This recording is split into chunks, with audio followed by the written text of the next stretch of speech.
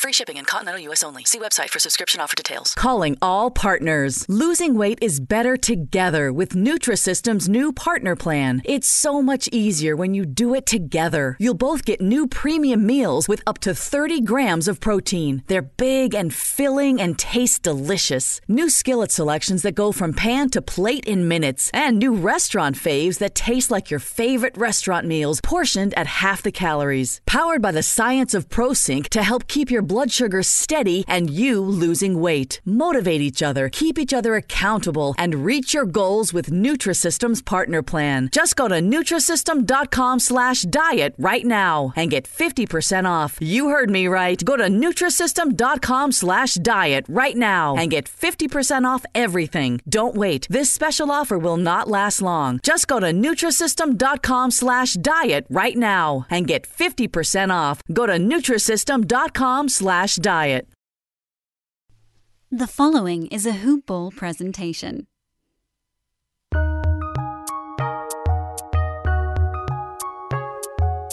Welcome to the Fantasy NBA Today podcast.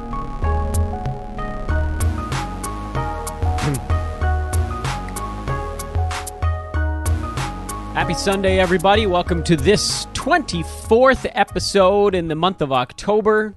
We're almost there. 1 week to go to hit our 31 shows in 31 days goal. I have confidence now. We're over the hump, and I think we can make it.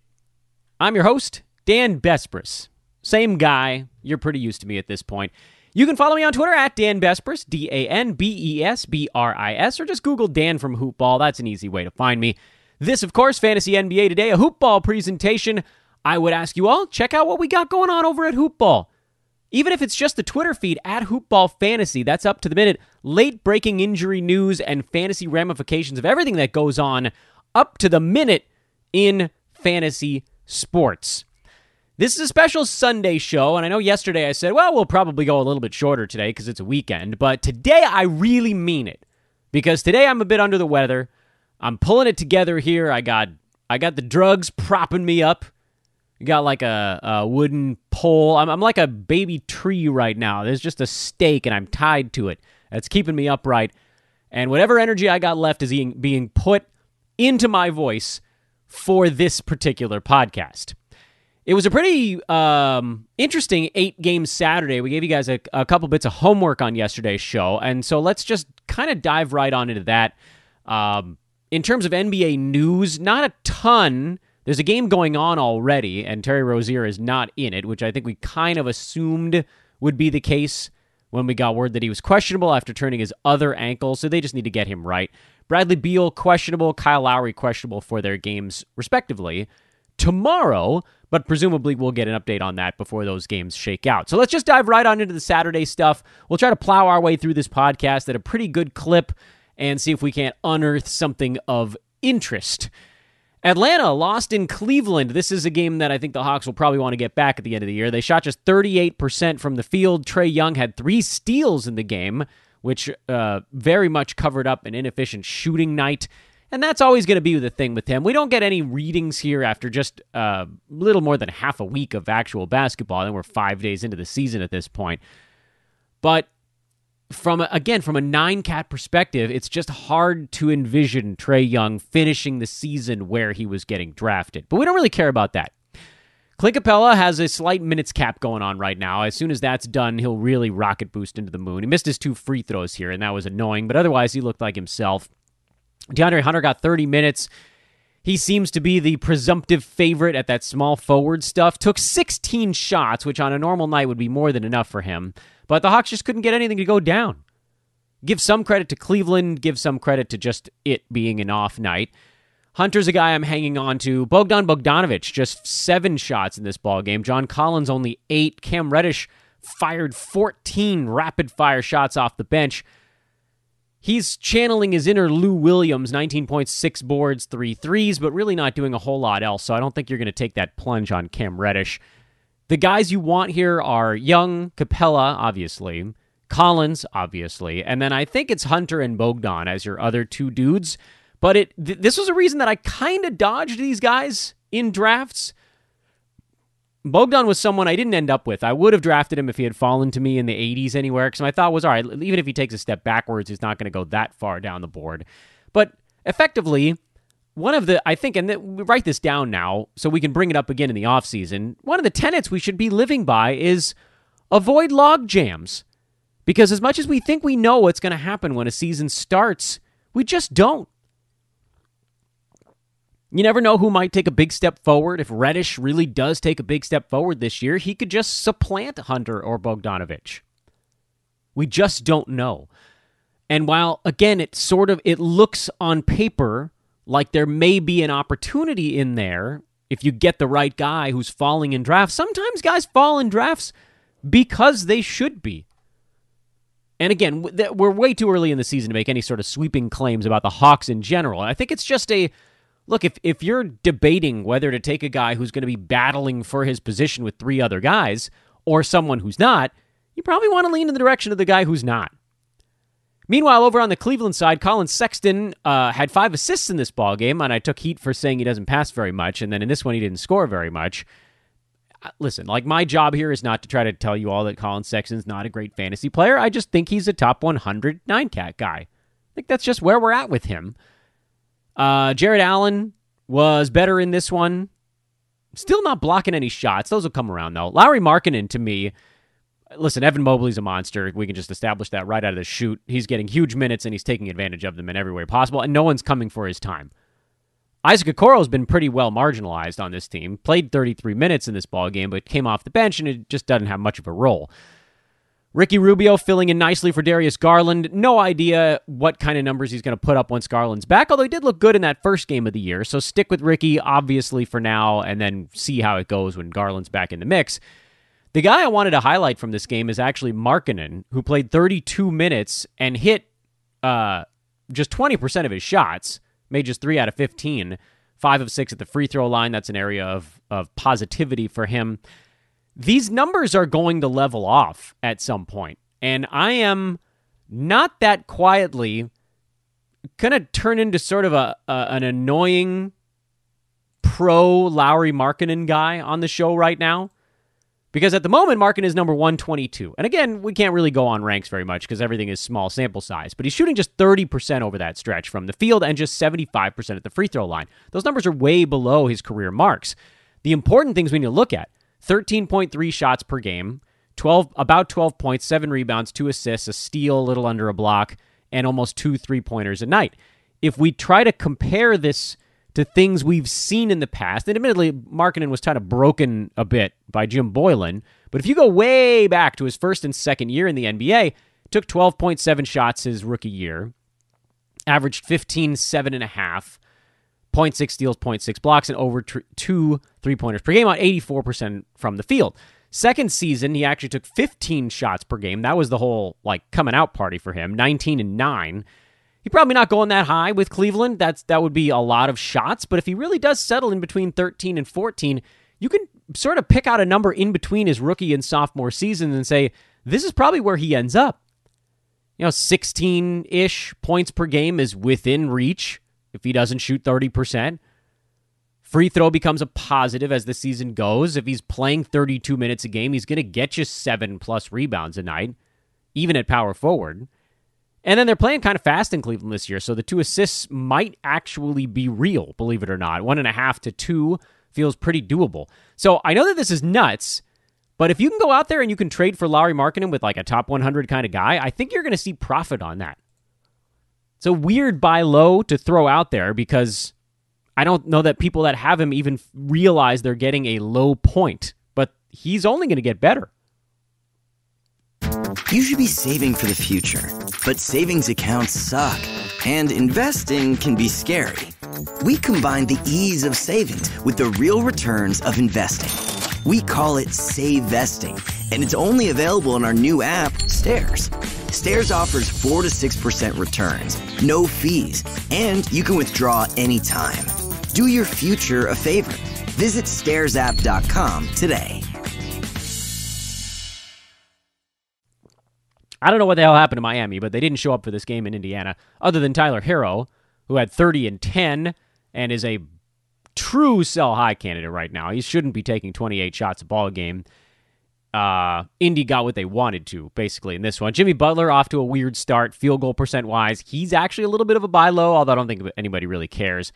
Bam Adebayo is 17, 16, and 3. He looks fine so far. Duncan Robinson was okay, but not really a guy I'm targeting. That's kind of your Miami Heat synopsis. And then with Indiana, no real changes. O'Shea Brissett got 32 minutes out of nowhere off the bench and went for 18 and 9. But I certainly don't have the confidence to start him in the next ball game and just hope for the best. Miles Turner was in severe foul trouble in this ball game, and so next time around, just assume Miles is going to get his 30 minutes, and Brissett goes back to getting 10 or 15. You can keep streaming Chris Duarte, by the way, until Karis LeVert shows back up. Dallas-Toronto, this was one of our homework games of the night because we really wanted to see what these two teams were going to do in a competitive ball game, and we happily got one here. And the Mavs story is a wonderful one for fantasy because it looks, at least here in the very early going, like Jason Kidd isn't going to screw with minutes the way that Rick Carlisle did. Kidd said, you know what? You guys are starters. Most of you, not all, most of you just go play starters minutes. Sort of the Bob Uecker, I can't find my post-game show sponsor, the hell with it kind of thing. So Tim Hardaway Jr., you go play 39 minutes. Luka, you play 39. KP, you play 29 because we're gonna kid gov you a little bit, but those are starters minutes for him, and generally a good ball game other than the shooting. And Dorian Finney-Smith, you go play 36 because you're the dirty work guy. We said it after the Mavs' first ball game that Finney-Smith might actually end up being the better third fantasy player on this team behind Luka and KP. Maybe that's a bit of a stretch because Hardaway is always going to take more shots, but Finney-Smith is going to out-rebound him. He's going to get more steals. Those things do matter. He's also not going to put an arrow through your field goal percent most of the time the way that Hardaway will as well. But it does seem like here at the front end, those four guys are all going to be inside the top 100. If they really are playing these big starters minutes on a team with Luka, especially on a night where, like, if this team shoots better on some other evening, you could see those guys do better fantasy-wise. So I like all four of them. No real surprises about two of those four, I guess. On the Toronto side, good to see OG Anunoby get things back on track. 23 and 4, couple steals, couple blocks, better percentages here. The freight train is back on the tracks. Gary Trent Jr., 36 minutes. Couldn't throw a stone in the ocean. 12 points on 14 shots. We're lucky he hit 4 free throws. He's going to be a tough 9-cat guy to throw out there all year. He probably does end up kind of right in that Tim Hardaway Jr., like top 100 rangey sort of thing. But he just doesn't do anything besides shoot threes. I mean, really. Scotty Barnes is locked in. Just start him wherever you can. Freddie VanVleet is in a buy low position at the moment. And then the front court, that's the real screwy spot. We don't even have Pascal Siakam yet. Precious Achiuwa played 33 minutes and had a pretty empty double-double in this ballgame after going for 15 and 15 the previous night. He's not, and this is like the deep dive type of thing.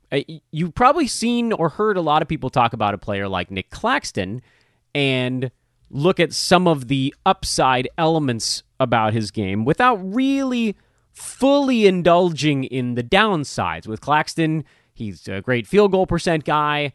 You know, the block rate is okay, and there's that sort of per 36 element that creeps in. Like per 36, he would have averaged 2.5 blocks a game last year. But a guy like that, as his minutes trend up, the block rate always comes down. And I think we can take a kind of a parallel here when we look at a guy like Precious Achiuwa, who has these parts of his game that are very interesting. He's a good rebounder, like an excellent one, that we didn't get to see a whole lot of last year because dude only played 12 minutes a game for Miami last season, and, you know, Bam Adebayo doesn't generally take many games off. When Achiuwa saw a few extra minutes, the weird thing was his rebounds didn't really come with it the way that you'd want them to. Sure, they were fine, but it wasn't like he got 6 rebounds in 12 minutes, so if he played a full game, he's going to get 15 or 16. I'm going to say he's good in that department because there's a lot of hustle stuff going on. He'll get you a bunch of offensive rebounds as well. The thing I actually wanted to highlight on Achiuwa that I thought stood out in kind of a weird way is that he averaged 0.3 steals and 0.5 blocks a game last year with the Heat in those fairly limited minutes. But he went weeks where he wasn't really getting steals or blocks. I think some of this is just position defense. The guys that are in the right place tend to not need to get a bunch of steals and blocks if they don't have to gamble quite so much. But with Achua, it seems like they came in weird little clusters and probably a bit more opponent dependent than anything else.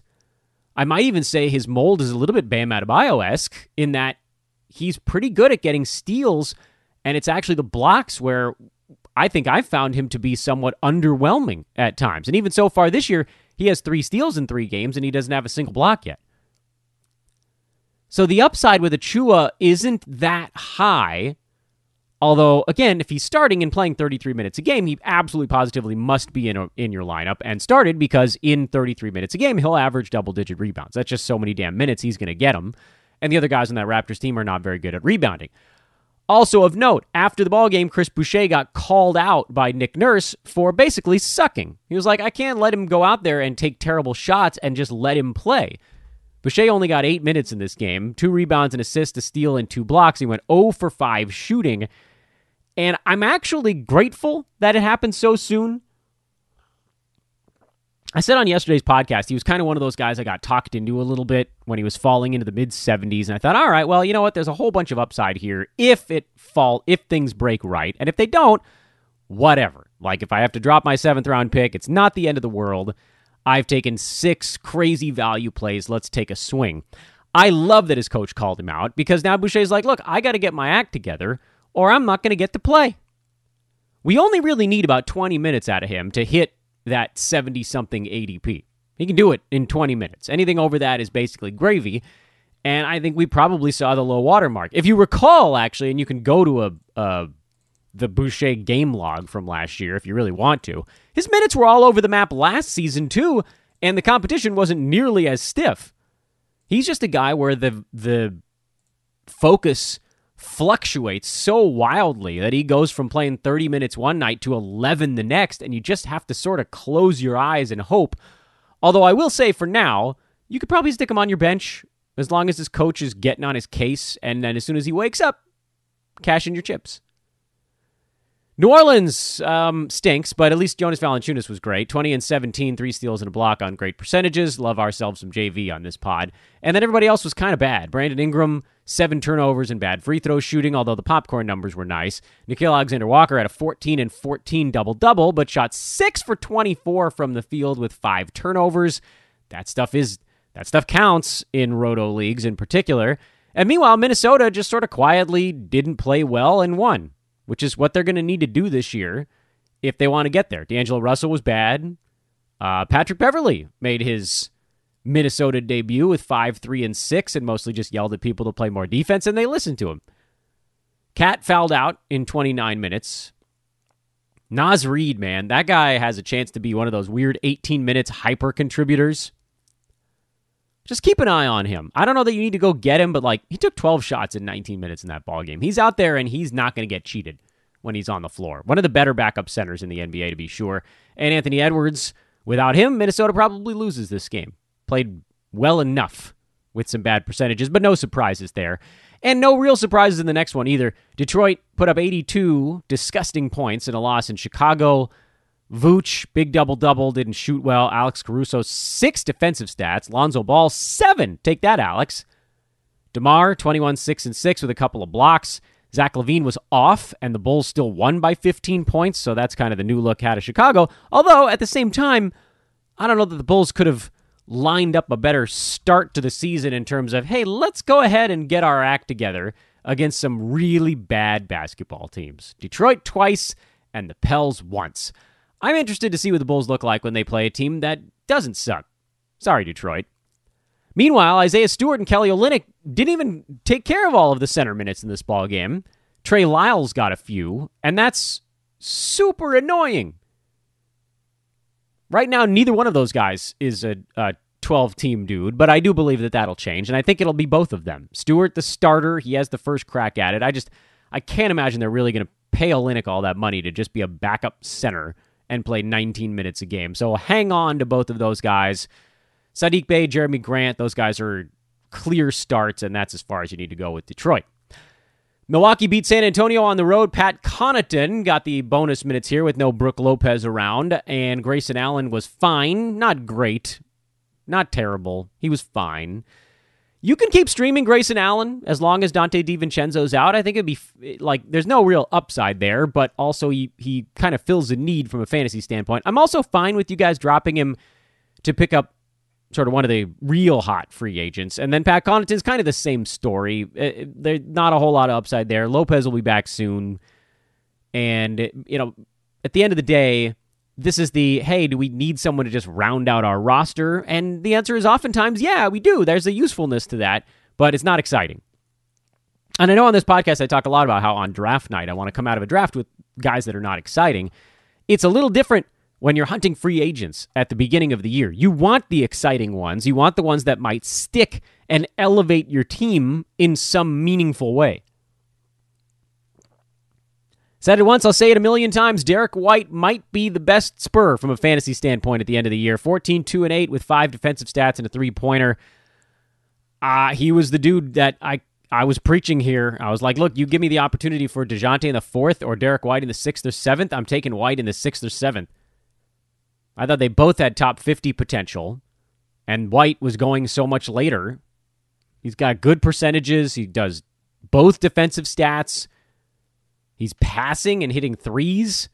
Sky was the limit for that dude, and I didn't get him in nearly as many places as I wanted to. Spurs are basically a 3-horse team at this point. Keldon Johnson did have 20 points. He's a points league kind of guy. Doesn't do much in 9-category formats. And then Doug McDermott, who we talked about on yesterday's podcast, I was like, look, this guy's playing 30 minutes of power forward right now. Or a small forward, I guess. He and Keldon Johnson kind of interchangeable there. And he put up 25 on 13 shots. He can be pretty efficient. I don't know that he's going to get that many looks most ball games, but Doug McDermott, sort of a sneaky little points league type of option, given that he basically gets all of his value out of scoring. That's pretty much it. We'll get a couple of rebounds out there, but not many. Phoenix, we mentioned on yesterday's show, they had that rough late one with the Lakers and then had to fly into Portland, and this was the we don't really care about this game effort from the Suns. The big news from this ball game, Norman Powell tweaked a knee. They are saying it's not a serious injury, but that could still mean weeks instead of like a year, which is a real damn shame because Powell had a slow first game and then came back here and had 16 points in 13 minutes before getting hurt. He was on his way to a mondo effort. CJ McCollum picked up the pieces for Portland. The names worth watching, Anthony Simons likely to fill in for Powell for the most part. I don't think he's going to hit fantasy value, though. We'll split some of that time with Nas Little. And then the other guy we're going to watch closely is Larry Nance, who got up to 22 minutes in this game, up quite a few from game 1. Was it the blowout? Was it matchups? All I know is that Portland media is pounding the Larry Nance drum, and it feels like just a matter of time before he gets more run at different places on the floor. 8 and 2 with 2 threes, 2 steals, and a block in 22 minutes of 6 usage basketball is kind of your best case scenario for a guy playing 21 and a half minutes. Again, we only need him to get up to about 24, and then we're good to go. And that 100, whatever ADP, 135, 140, that'll hit easily if he's in the 24 range. So not that far off. We'll keep an eye on that. I get it if you can't hang on while you're waiting for it, but I'm going to wait for the most part on Larry Nance. If you're in a head-to-head and you sort of need somebody to rack up counting stats, that's fine. But Roto, you could just stick him on your bench for a week or two. It's not that tough. Pretend he's injured. I don't care. And then Memphis and the Clippers. That was the other homework game we assigned last night, and things went pretty much according to plan. 5 starters for Memphis played starters minutes, basically. Steven Adams, start him. Jaren Jackson Jr., start him. D'Anthony Melton, start him. Desmond Bane, start him. John Morant, start him. Yeah, that's it. Everybody else, drop him. Slow-mo, drop him. That's probably the only Memphis guy that's not rostered, or that is rostered that isn't in their starting lineup. And on the Clippers side, more good stuff for us to work with here. Eric Bledsoe, 12, 6, and 7 with 4 defensive stats on a bad shooting night. He's a must-roster, must-start player right now, and probably for the duration. He looks fired up to be back in LA. Reggie Jackson, 17 shots. I know he didn't do much else, but that's a great sign for him, and it's probably enough volume even to get him over that not great 9-category player hump that he's always been up against because his field goal percent is bad. He doesn't get many steals or blocks. Usually there's some more assisting going on here. Reggie did a lot of the actual shooting and not much of the actual passing. But if he's on the floor for 36 minutes a lot of ball games, he'll just bungle his way into 4 assists a night. And that, along with 17 shots, is more than enough. So that's a nice little value there as well. Nick Batum came in, played 23 minutes, and they pretty much, like a lot of them, came from Terrence Mann, who only got 26. He's droppable. Marcus Morris never needed to be rostered. Batum, we'll watch to see if his minutes ramp up from here. If they do, you might give him a look, but for now, you can basically leave him on the waiver wire. Folks, quick ask here in the middle of the show to check out our buddies over at manscaped.com. Coupon code there is hoopball20. Get anything you want for 20% off and free shipping from buddies at manscaped.com. Also, thank you once again, everybody that continues to leave reviews on Fantasy NBA Today. We've added a few here during the run-up to the NBA season. As I've said before, if you guys write something funny, I'll probably read it on air. Most of the reviews lately have just been nice, which isn't funny, but also is nice, so thank you for those. 5 stars, much appreciated. Open the podcast app or iTunes. Search for Fantasy NBA Today. Click on the show title.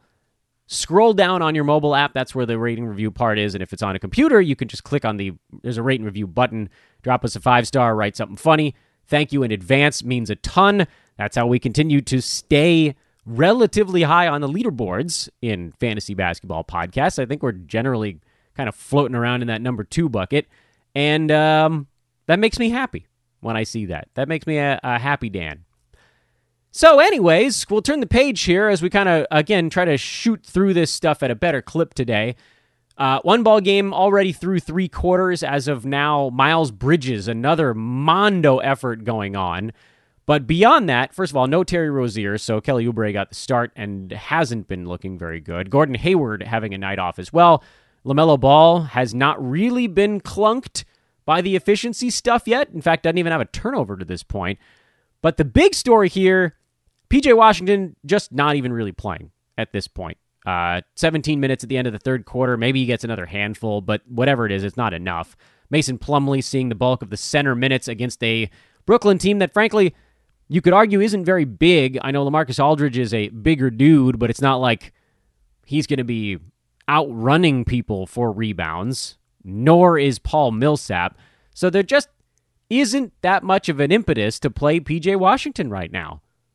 I thought maybe it was a matchup thing against the Pacers. Now I think that the Hornets just realized they need Plumlee's size on the floor, or they're going to get pushed around a little bit. I don't know if Mason's going to do enough for fantasy value on this team because the offense isn't going to get run through him at all like it was in Detroit for stretches last year, and he has the free throw issue. He's got all these problems with his fantasy game, so I don't know that he necessarily needs to be on a roster, but his presence has certainly obliterated the relevance of P.J. Washington, and I think at this point, P.J. probably droppable. I think I'd advise, as with all guys that get drafted in the 70s and 80s, you want to give them a little bit more leeway, because again, we're not even through the first week of the season, but sometimes you can see it quickly, and it doesn't look like there's any one thing that's about to switch, especially when you consider the fact that Miles Bridges is just annihilating all of the power forward minutes, and rightfully so. He's probably been the best player on that team, a team with LaMelo Ball and Gordon Hayward on it. And they don't even have Terry Rozier healthy right now. A lot of bodies out that way.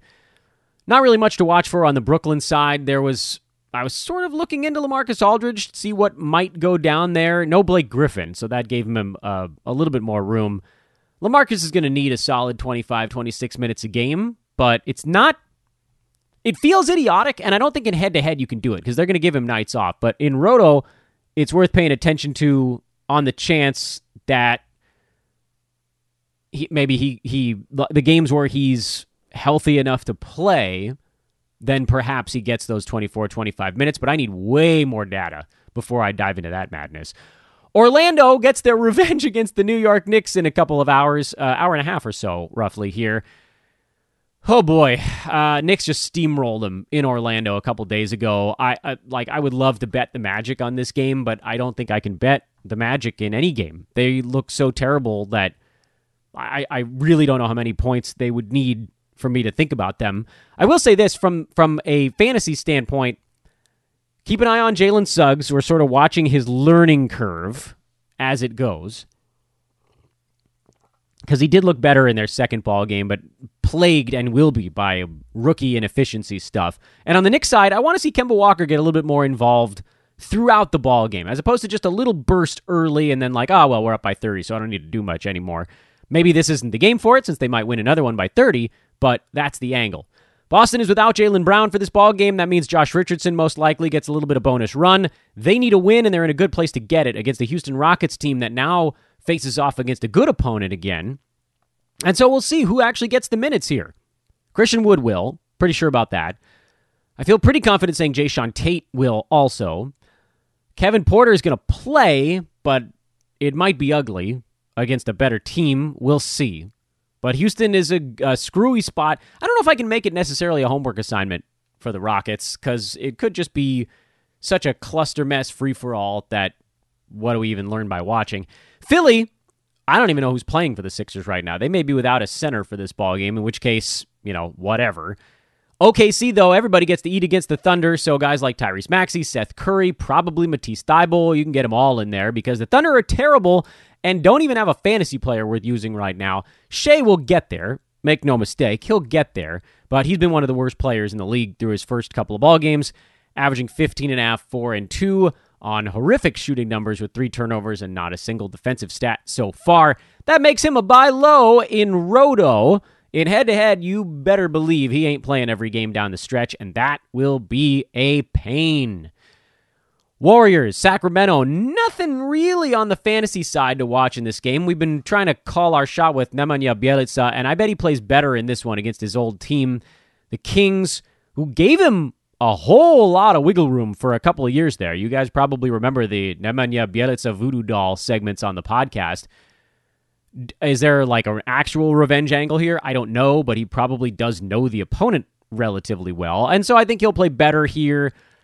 I expected 9-6 in his last ball game. He gave us 6-6. I don't know why, honestly. I really don't know why I'm playing this game, other than I just think it's so funny that the Warriors have now convinced NBA media to run with this Bjelica EuroLeague MVP, like future superstar thing, when it would be so much easier for them to just run with the he's going to be a very useful and versatile backup angle. I always say, I know that this has nothing to do with the game we're about to break down. I always say to my wife, if you're going to try to get me to watch a movie or a show or something like that, undersell it, and then when I watch it, I can be blown away. Set the bar low and let something go flying over it. Impress us all. Tell me, hey, Bjelica, he's going to have a role with this team, and all we really want, we being the Warriors, all we really want is to get him out there, let him move the ball, spread the floor a little bit, and anything else we get, that's great. And then he comes out and has a really good game against the Lakers and leaps over the bar. But then at least the bar is still set at useful. So when he's not very good in their second ball game, we can still say, well, you know what, he was still useful.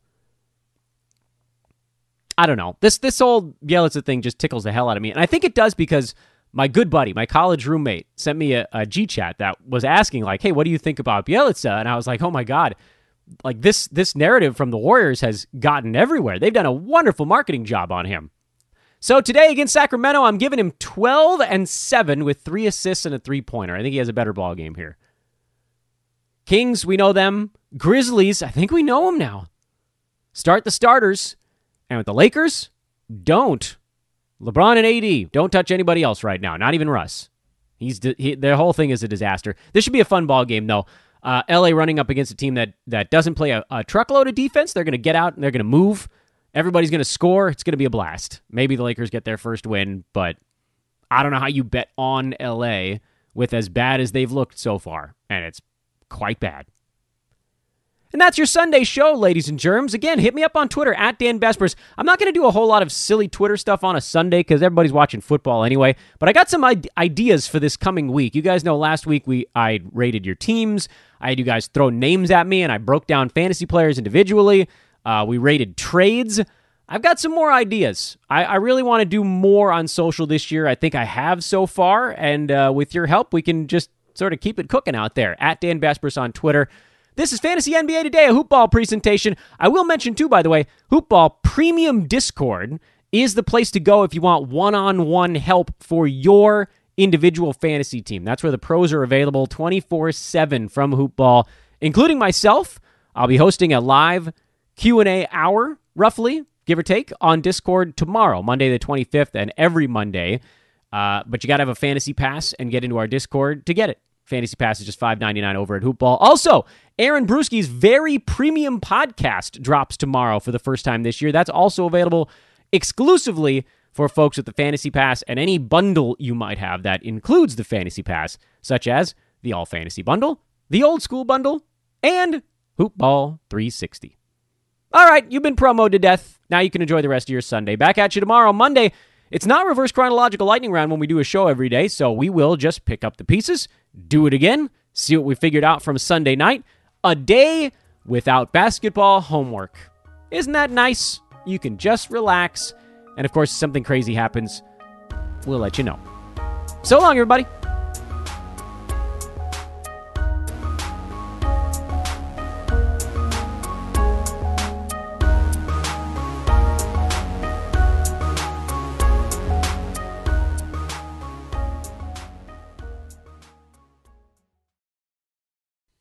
This has been a Hoop Ball presentation. Chloe here with Cross Country Mortgage. Against all odds, CCM has just closed the Garcia's dream home in 21 days. I was able to speak with their top loan officer before they went into the locker room, and he said it was a matter of dedication. Ultimately, they leaned on their experience as a team. They've been here before. They've done all types of loans. Simply put, CCM loan officers know how to close as a team for your dream home. Cross Country Mortgage is dedicated to getting it done. Back to you in the studio. Cross Country Mortgage, LLC, NMLS 3029, www.nmlsconsumeraccess.org. Equal housing opportunity. If you haven't played Best Fiends, you're seriously missing out. Best Fiends isn't like other Match 3 mobile-style puzzle games. It's an action-packed adventure and a brain-boosting puzzle game all rolled into one. You play through an actual storyline, watching your fiends become more powerful the more levels you beat. So if you're tired of crushing the same old candy, give Best Fiends a try. Download Best Fiends free today on the App Store or Google Play.